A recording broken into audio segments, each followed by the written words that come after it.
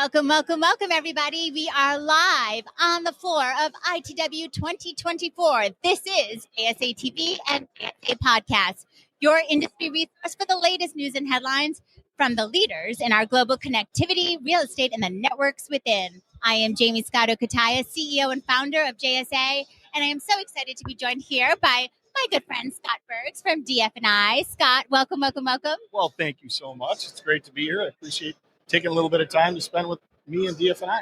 We are thrilled, and this is not your first time in the hot seat here That's at JSA very TV. Very true. You're breaking me in. Thank you. So we're excited to have you right back.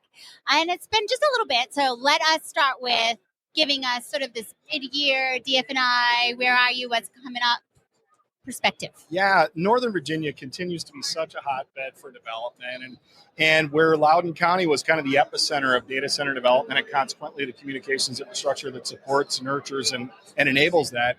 And now that's pushing out as power demands continue to press out into the broader Mid-Atlantic region. Mm-hmm. We've got to push out as well. So we're expanding to the north, up to the border and into Maryland, and continue to have new routes that are enabling new pieces of real estate, which are new data center developments in that area, and dramatically as we go south and west into that region with just new infrastructure that's both got the architecture as well as the depth of capacity to be able to meet those new demands.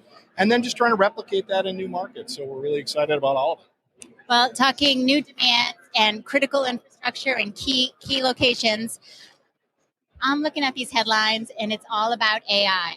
How are you guys managing the absolute epic need we have for network infrastructure there? So it really is a game changer from the data center community and consequently for us. And so we're working really closely with our data center partners to better understand really what does it mean from a capacity perspective and what does it mean from a overall architecture perspective. As you're looking at the primary learning language models and then their interconnection with the inference engines, that's a different communication pattern than the standard cloud compute has been historically. So what we do know is that the demand seems to be multiples of even what cloud compute was. Yeah. And so we're just learning with those data center partners about how does it change the architecture.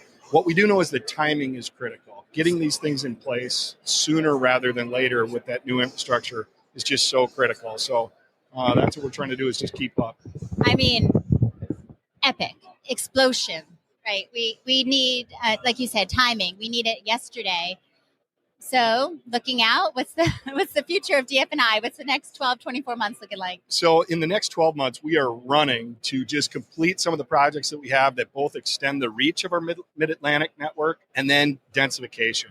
Because even within those pockets where we've got a really great 3-ring solution in and around that area, we need to reach the interior components. And so we're building routes there right now and got great partners to help us enable to do that.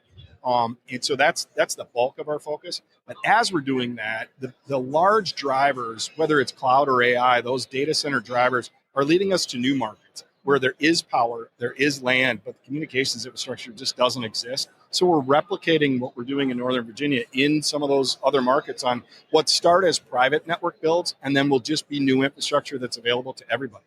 Guys, if you don't know Scott and DF&I yet, please make sure you check him out. Again, he's one of the top thought leaders here on the floor of ITW 2024.